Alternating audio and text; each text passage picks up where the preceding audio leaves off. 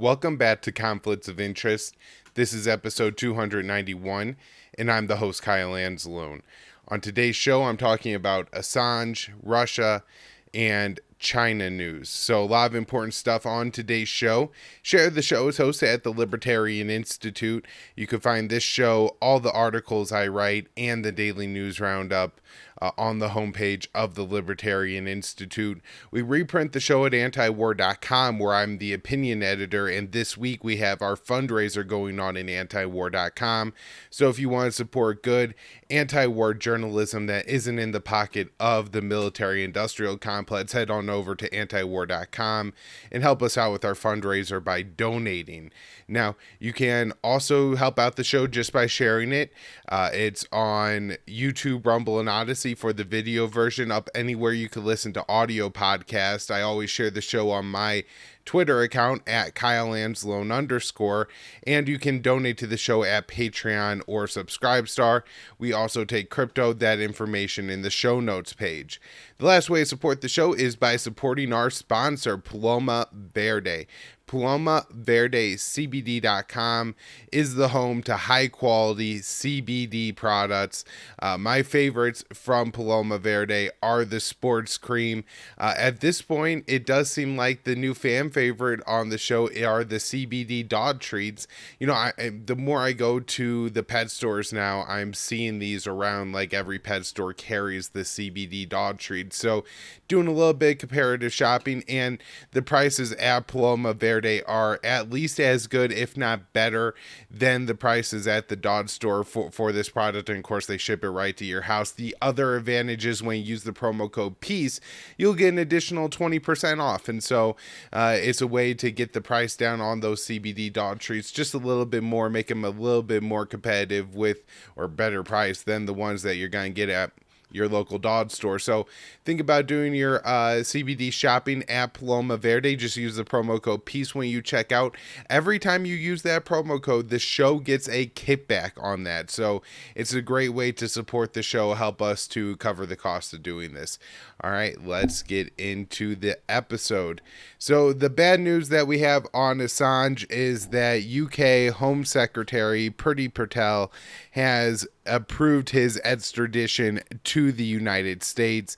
This, I think most Assange supporters expected this. There was a campaign, a public pressure campaign on the Home Secretary, on Priti Patel, to try to get some kind of more reasonable respect for journalism in the, freedom of speech to happen. But unfortunately, it did not. So this the High Court ruled that it kind of signed off on the U.S. appeal. So initially there was a trial held, I think, at the district court level in the UK, where the judge ruled that Assange was actually guilty of all the crimes that the U.S. and UK were accusing him of. These all having to do with journalism, nothing to do with the the bogus sexual assault stuff from way back. This is all to do with the U.S. espionage charges and everything like that. So we had the initial ruling that said Assange was guilty, but the U.S. Justice system is so oppressive that because of Assange's mental health condition, he's on the autism spectrum, there's no way the UK can extradite him to the U.S. And then the U.S. went to the High Court, and they said, well, we're going to make a bunch of promises. We're going to say we're not going to keep him in special administrative measures and, our most oppressive prisons, like the one in Florence, Colorado out here. The Supermax prison where they keep the Unabomber and stuff like that. And the High Court granted that appeal. And so this was like the legal procedural hurdle that needed to happen, Patel's consent for that extradition. Now, there are still legal options left for Assange in the UK. The Assange legal team can appeal either the magistrate court or I think even Priti Patel's decision. And so there's a lot of options that Assange's legal team still has here. Now we'll get into a little bit of what it seems like they're going to be doing, but one note that was in the Consortium News article by Joe Loria on this was that since Bretzers, so the initial decision on January 4th, 2021, a year and a half ago now, other facts have emerged that could form part of the appeal. The CIA plot against Assange was further corroborated by a U.S. official, and a key witness in the U.S. computer charges against Assange recounted his testimony, and this, of course, is Thea Thordonsson, who is somebody who has committed sex crimes against children in the past, was the key U.S. witness, was ruled by the Icelandic government to be a sociopath, and so obviously not exactly a reliable witness, but he did talk to an outlet and said that it wasn't true. WikiLeaks released a statement about the approval to extradite Assange, and it called it a dark day for press freedom and said that the decision will be appealed. Of course, Assange's most vocal advocate is his wife, the great Stella. I guess now Assange, no longer Morris. Julian Assange's wife vowed to fight the order. We are going to fight this. We are going to use every appeal avenue. She called the extradition as travesty. She went on to say, I'm going to spend every waking hour fighting for Julian until he is free, until justice is served. Assange's brother said on Friday that the legal team's appeal would include new information not previously taken to the courts, including claims made in court in a report last year of plans to assassinate him. And this refers to the Yahoo News report by Zach Dorfman, and then Michael Iskoff, I believe, was the more renowned journalist on that byline. But essentially what that laid out was during the Trump administration, particularly during Mike Pompeo's rule there, they were very aggressive against Assange, willing to get into gun battles with Russian in the streets, shoot out tires on planes about to take off if Assange was on it, and these kinds of measures like poisoning, assassinating Assange, spying on Assange, none of that was really brought up at the initial trial. Some of it has since come out, and so that could be, maybe move the government a little bit, although I do think this is more of a political decision than a legal one, so it could get complicated. The brother of Julian Assange, Gabriel Shipton, went on to say information on how Julian's lawyers were spied on and how there were plots to kidnap and kill Julian from within the CIA. He continues, it is now up to President Biden to drop this prosecution and restore faith in the ability of the Fourth Estate to play their role in functioning democracies. And so, going back up to that first one there, just to add, more and more has come out about this. The company UC Global was paid by the CIA. It seems that when he was still alive, Sheldon Adelson was a part of this. But UC Global was ultimately paid to turn over what was happening in the embassy, including Assange's personal conversations with his lawyers, privileged conversations. They put cameras even in the, or at least listening devices of some kind in the female bathrooms.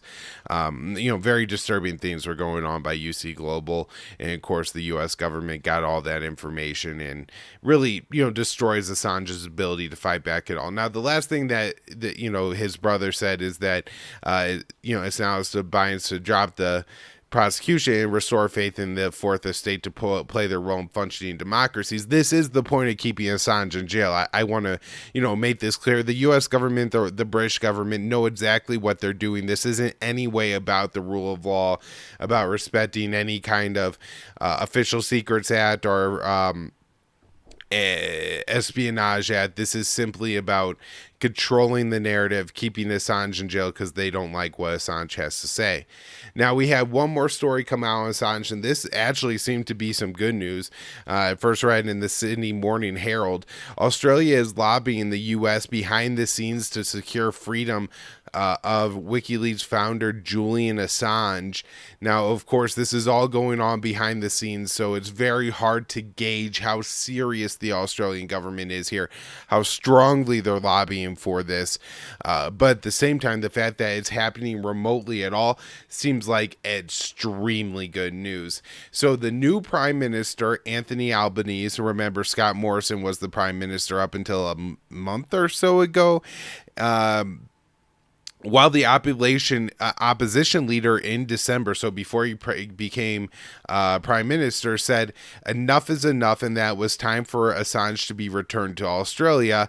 When asked on Saturday, he said he stood by the comments he made in December. So this does seem somewhat significant. You do have the prime minister, not walking back from it. Now he's not giving the most full-throated endorsement of the position or anything, but this is all positive.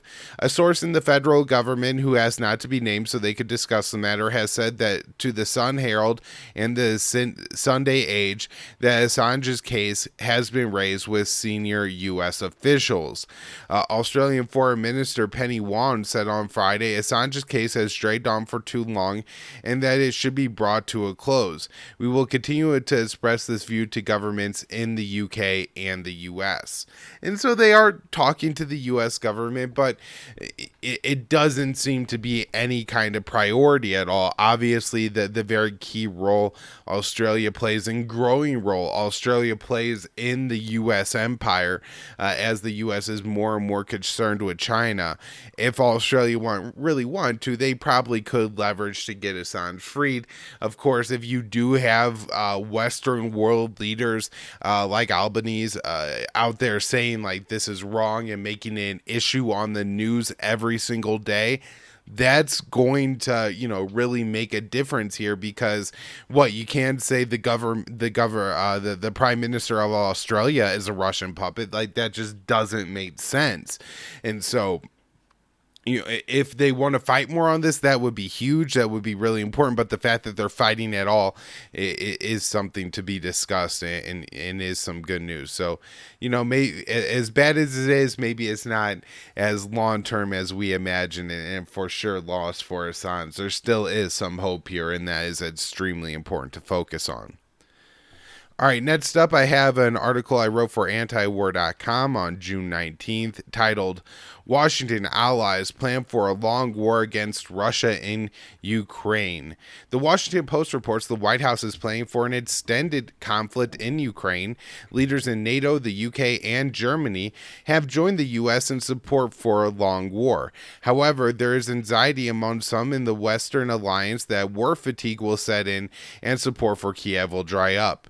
The Post reported an unnamed senior State Department official said the Biden administration officials had discussed the possibility of a protracted conflict with global spillover effects even before February, as U.S. intelligence suggested Putin was preparing to invade. Secretary of Defense Lloyd Austin said, "We are here to dig in our spurs." And Austin made the comment during a meeting of Ukraine Defense Contract Group. At the conference, the defense secretary announced Germany was sending long-range rockets to Kiev, and Slovakia was sending Mi series helicopters. The White House followed up the conference by announcing a $1 billion weapons transfer to Ukraine. The package included Harpoon anti-ship missiles and 155mm howitzers. On Friday, Ukrainian officials claimed a Harpoon missile was used to sink a Russian tugboat in the Black Sea. In a now deleted tweet, a Ukrainian official said that Western countries were planning to arm Ukraine with the anti-ship missile to sink Russian ships in the Black Sea. On Sunday, NATO Secretary General Jens Stoltenberg said, "We must prepare for the fact that it could take years. We must not let up in supporting Ukraine." He added, even if the costs are high, not only for military support, but also because of rising energy and food prices. The UK Prime Minister Boris Johnson made his second trip to Kiev since Russia invaded on February 24th. 4th. While meeting with Volodymyr Zelensky, the Ukrainian president, Johnson pledged the UK would train 10,000 Ukrainian troops every 120 days. The UK is with you and will be with you until you ultimately prevail, Johnson said. German Chancellor Olaf Scholz indicated Ukraine should expect more support from the West. He said upcoming Group of Seven, the G7 summit, attendees will make it clear that Kiev can expect to receive the support it needs for as long as necessary. The Washington Post report says the White House hopes transferring the increasingly advanced weapons to Ukraine will lead to a negotiated settlement. However, the weapons seem to have emboldened officials in Ukraine who now want an outright military victory. Last week, Zelensky said his forces would reclaim the Crimean Peninsula, which Moscow annexed in 2014. "We will liberate our Crimea," he said in a video address. In a separate speech, Zelensky noted that there is a direct correlation. The more powerful weapons we receive, the faster we can liberate our people and our land. A top aide to Zelensky said that if Ukraine receives heavy weaponry, the war could be won in 3 to 6 months. Ukrainian leaders reading the White House intentions does not appear to be changing the Biden administration's plans. Politico reports that the next weapons package to Ukraine will include 4 more high-mobility artillery rocket systems. These are the long-range rockets with a range of about 50 miles. The majority leader of Ukraine's parliament and Kiev's top negotiator said the war is transforming into a distance fight and the supply of long-range artillery was essential. However, Kiev is concerned some of its NATO partners are not committed to the long-term fight and will succumb to war fatigue. Zelensky said the fatigue is growing. People want some kind of outcome that is beneficial for themselves, and we want another outcome for ourselves. While Ukraine is concerned about losing support, it is unclear how long it can keep fighting Russia in a lengthy war. Last week, chair of the Joint Chiefs, General Mark Milley, stated the numbers favor Russia. In terms of artillery, they do outnumber, they do outgun, and they do outrange, he said. A UK Defense Ministry daily assessment said Ukraine is suffering desertions among its rate. Combat units from both sides are committed to intense conflict in the Donbass and likely experiencing variable morale. It continued, Ukrainian forces have likely suffered desertions in recent weeks. Now, remember, Ukraine has a massive conscription campaign. I think it's 18 to 65. Any men within that age range are not allowed to leave Ukraine because they're supposed to be a part of the general mobilization of the country. And so it wouldn't be surprising if you have a lot of people trying to get the hell out or deserting if, they're not people that have any interest in being a part of the military. Ukrainian forces are also taking high losses in battle. The lead negotiator recently assessed casualties to be as high as 1,000 a day, with 500 deaths. A Ukrainian member of parliament told Politico that her countrymen are being exhausted by the war. One of the strategies of the foreign partners are looking at exhausting Putin. I'm sorry, we are exhausting our own people. We are literally losing our own people, she said. So that I think is all really important, that this is kind of some of the political dynamics going on. The West is part of the West is definitely ready to settle in for a long war. I think there's some questions about that. The war fatigue, I think, is a fair point, especially as prices continue to rise, especially as the U.S. gets closer to its midterm elections. We just saw, I think, French President Emmanuel Macron's party lose its majority in the French legislature, and I think other countries are going to see this and get more and more concerned.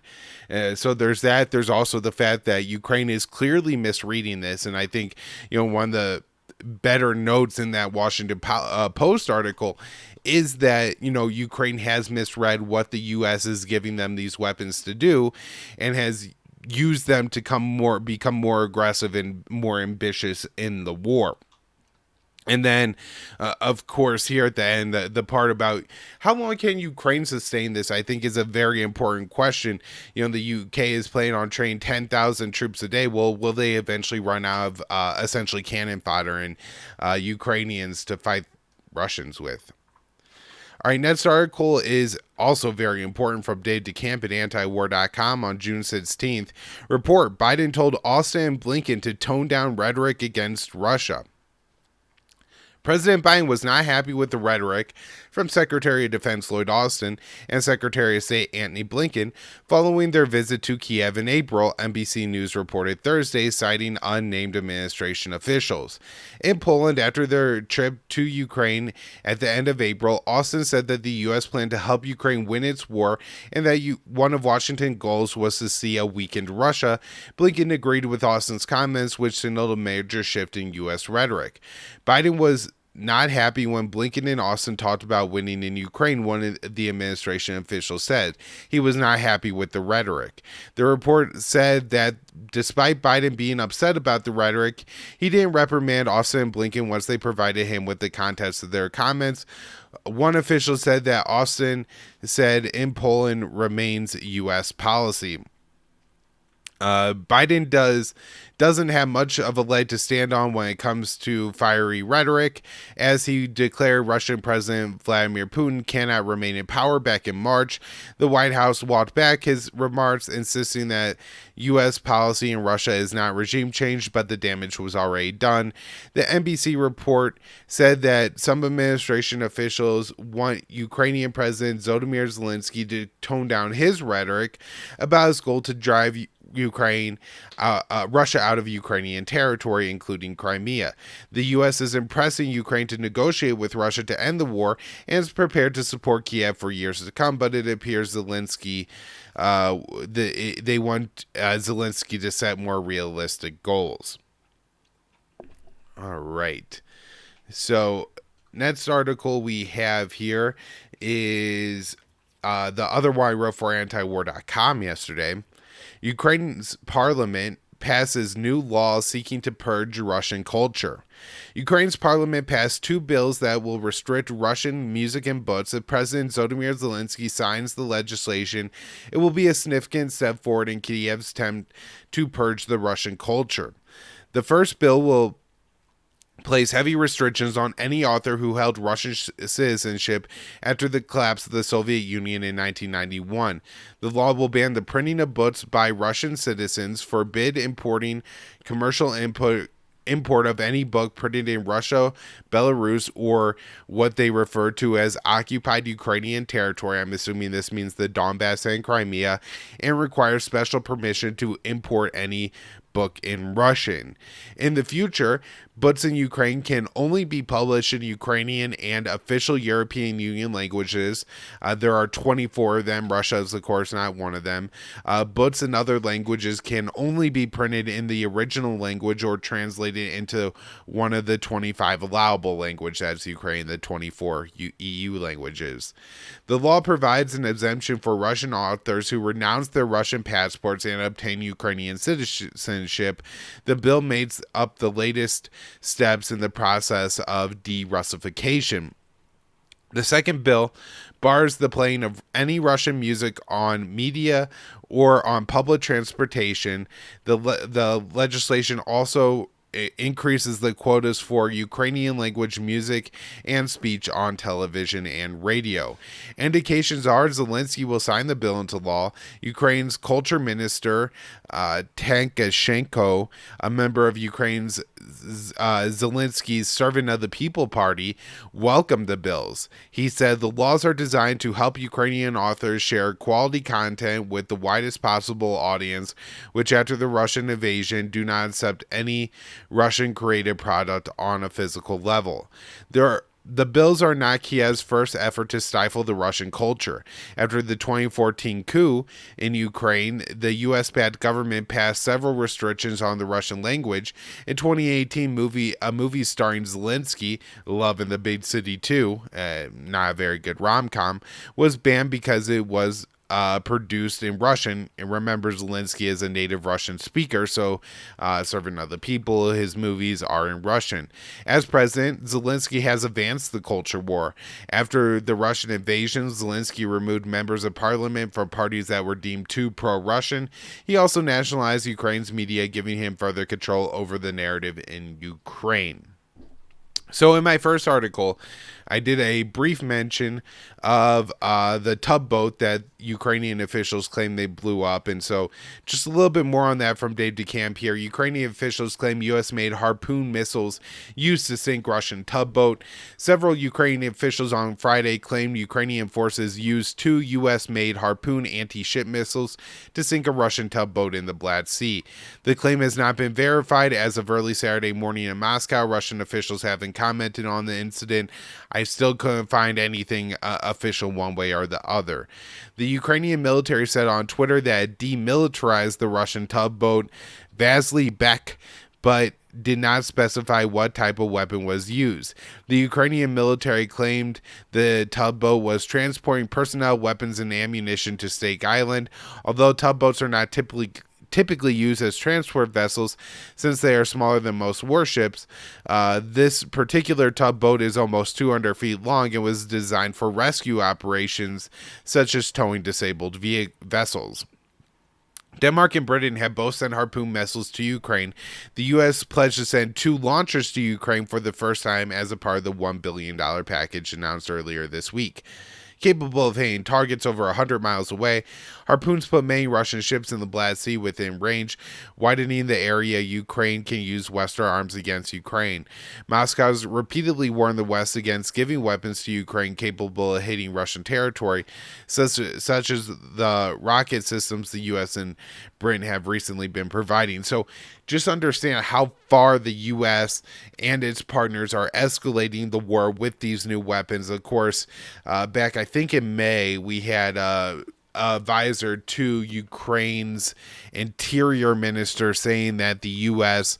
was working on plans with Kiev to sink Russia's Black fleet using these harpoon missiles. So this is very provocative and possibly a huge escalation. Now, a couple other things I just want to note here. Turkish officials will discuss Ankara's concerns regarding Finland and Sweden's NATO memberships at a talk in Brussels that happened yesterday.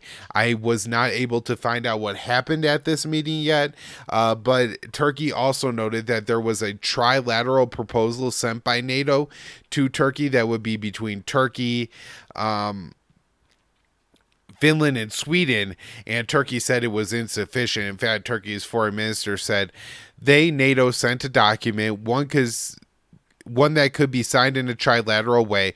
We found these documents insufficient, that our own documents in response. We said that negotiations can continue through this. So, they aren't closing the complete possibility to negotiations, but I don't see Turkey really taking any steps that indicate Turkey is bending at all on their position about Finland and Sweden joining NATO. And remember, Turkey, as a lone country, one of 30 members of NATO, can prevent these two states from joining the alliance. All right, another article from Dave DeCamp here. Report, U.S. Gray Eagle drone sale to Ukraine has been paused. Reuters reported on Friday that the Biden administration's plans to sell Ukraine 4 MQ-1C Gray Eagle drones to Ukraine have been put on pause over fears the drone surveillance technology could fall into enemy hands. The Gray Eagle can be armed with Hellfire missiles and can fly for about 30 hours. If sold to Kiev, the drone would give Ukrainian forces the capability to carry out airstrikes deep into Russian territory. A source told Reuters that the plan to sell the drones to Ukraine was approved by the White House, but was put on hold due to objections raised during a review by the Pentagon's Defense Technology Security Administration. The objection was raised over the concern that if Russia acquired the radar and surveillance technology inside the drone, it would create a security risk for the United States. The sale will now be reviewed at a higher level in the Pentagon. It's not clear when the decision will be made. And I think I just have 2 more stories here on Russia. The first is that Lithuania has barred Russia from transiting any cargo, any products on rail from Russia to their exclave Kaliningrad on the Baltic Sea. While This probably isn't the biggest move in its isolated incident if it's just Lithuania taking this step. Probably not the biggest deal. However, I do think this is a sign that these Baltic states are going to try to isolate the Russian exclave, and then it could get a little bit more nasty in the region. But I'm not sure how that would develop. I don't want to speculate too much. Just want to keep that on the radar. The last thing, story on Russia I have here is there are reports that 3 Americans have been captured by Russian forces in Ukraine, and that those Americans are now either in Russia or in territory held by Russian forces, and there's concern that they are going to be sentenced to death. As I'm not sure what's going to happen here. I think this could get very complicated behind the scenes, that there's going to be a lot of talk going on. But I think the real news story is, as Biden was standing outside talking to reporters, he told Americans that they should, that no Americans should go to Ukraine or join the fight there. So that was, I think, a pretty important statement. All right, next up, we got some really dangerous legislation working its way through Congress, introduced by Lindsey Graham and Bob Menendez, 2 of the absolute worst. When you hear a bipartisan bill and you see their names on it, it's going to be bad.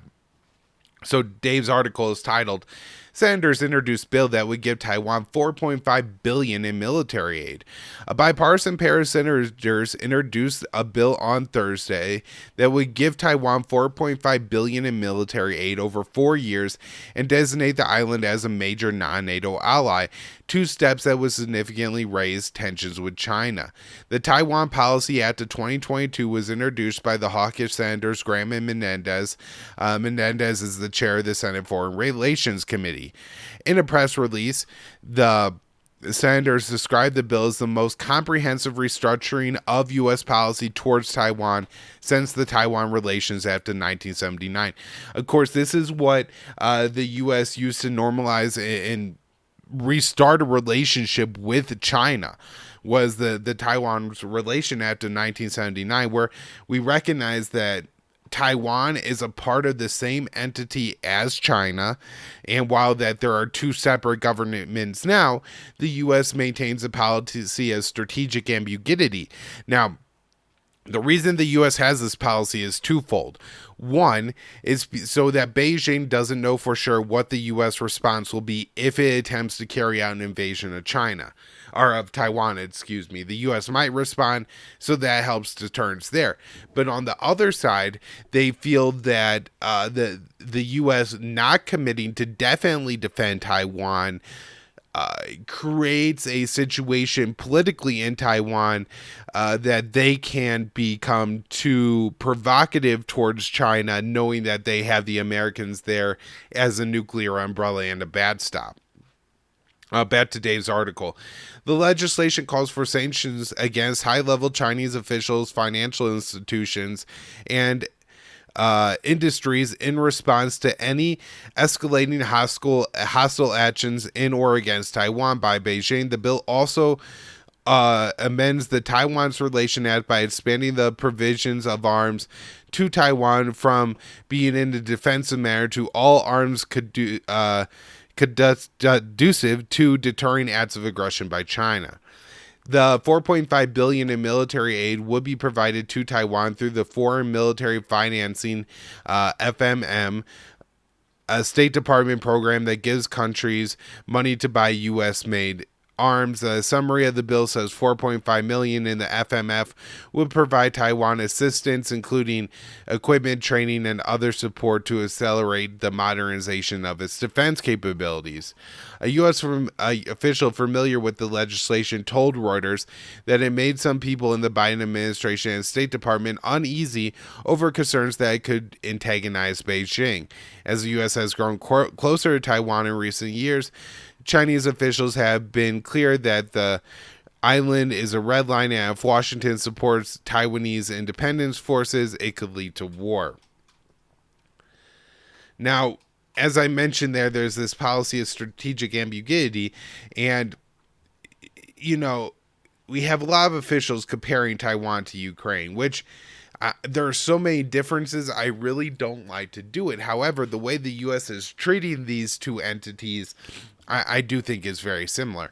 Pentagon officials say Chinese attack on Taiwan was sees a response similar to Ukraine invasion. Colin Powell, the Pentagon's Undersecretary for Defense Policy, said Tuesday a Chinese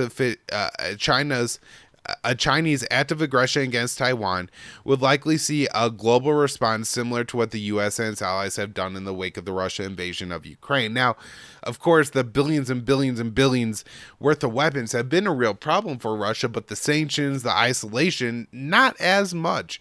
And so, I'm not sure that this is quite the threat that the American officials think that they're making here. All right. Now, on China, got a few more stories that I just want to, mention a little bit quicker here. Xi and Putin held a call this week, and the Chinese readout said trade over the first half of the year has been, in terms of billions of U.S. dollars. We can now expect new records in the coming months, which is a testament to the great cooperation between our nations. Trade between China and Russia totaled $65 billion in the first 5 months of this year, up 29% from a year ago, according to Chinese customs data. We also have China launching its first aircraft carrier. Ceremonially, they announced the launch of its third aircraft carrier. This is Beijing's first flat-top carrier, but the ship will not be operational until about 2025. This is China's flat-top carrier, which means it has a more advanced propulsion system on its deck, assuming it works right. It's going to be somewhat of a significant increase in the ability of China to carry out different operations, but remember, the U.S. has 10 plus carriers, far more than China's 3, and again, this one won't be operational for several years. We have Australia and Japan planning to expand bilateral defense cooperation to be better equipped to respond to common security challenges in the Asia Pacific, which means China. The Australian Department of Defense said, we will increasingly engage with Japan on priority strategic capabilities, including space, integrated air and missile defense, and cyber, a spokesperson for the Australian Department of Defense said. And let's see. All right. Last article up here I wrote yesterday for the Libertarian Institute with the great Will Porter. Everybody, if you're not following Will on Twitter at the Will Porter, go ahead and do that now. We title our piece here, U.S. official says Biden will have one-on-one meeting with Saudi's prior crown prince. President Joe Biden is set to meet with Saudi Arabia's de facto ruler Mohammed bin Salman, MBS, according to Energy Secretary Jennifer Granholm. The statement from the cabinet-level official appears to contradict what the president said last week. Biden will make a trip to the Middle East next month, where he will first stop in Israel before attending a meeting of regional leaders hosted by Saudi Arabia, though the president said last week that he would not meet with Crown Prince during the summit in Jeddah. The White House has since reversed course. Speaking with CNN on Sunday, the Energy Secretary said, I think we will meet with the Saudi Crown Prince, also answering in the affirmative when asked if the sit-down would be one-on-one. There's a series of meetings around energy overall. The sides are very interested, for example, in developing expertise around clean hydrogen products. So I think there is a series of topics related to energy on the table. The White House has been criticized for its friendly relations with Riyadh. On the campaign trail, Biden vowed to treat MBS as a pariah for the assassination of Washington Post journalist Jamal Khashoggi, attempting to set a foreign policy vision of different than President Donald Trump, who maintains strong ties with the kingdom. Since becoming president, Biden has only taken limited steps to scale back the U.S.-Saudi relationship.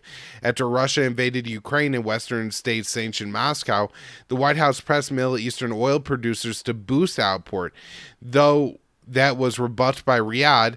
Despite soaring gas prices at home, the Biden administration is now trying to downplay the mounting crisis, insisting that the president's visit to Saudi Arabia will focus on the Israel security situation, not gas. As the president condemns Russia's attack on its neighbor on a near daily basis, Washington has come under fire for hypocrisy over its continued ties with Saudi Arabia, as the repressive monarchy has killed far more civilians in Yemen than Moscow has in Ukraine. Though hundreds of thousands of Yemeni have perished due to fighting and deprivation linked to war, a large percentage of them children, the bloodshed has largely gone unmentioned by American officials. All right, everybody. I think that's where I'll wrap it up. I'll just mention that, there's the Yemen War Powers resolution still being worked on in the Congress. And so if you could call your representative 1-833-STOP-WAR, that would be really helpful at this point. The ceasefire is holding in Yemen, but that doesn't mean that things there are better. This war needs to end. There needs to be pressure on officials in Washington to make that happen. All right, everybody, that's where wrap up the show. Hope you enjoyed it. Share the show from the Libertarian Institute or antiwar.com and support antiwar.com fundraiser this week. Thanks, everybody.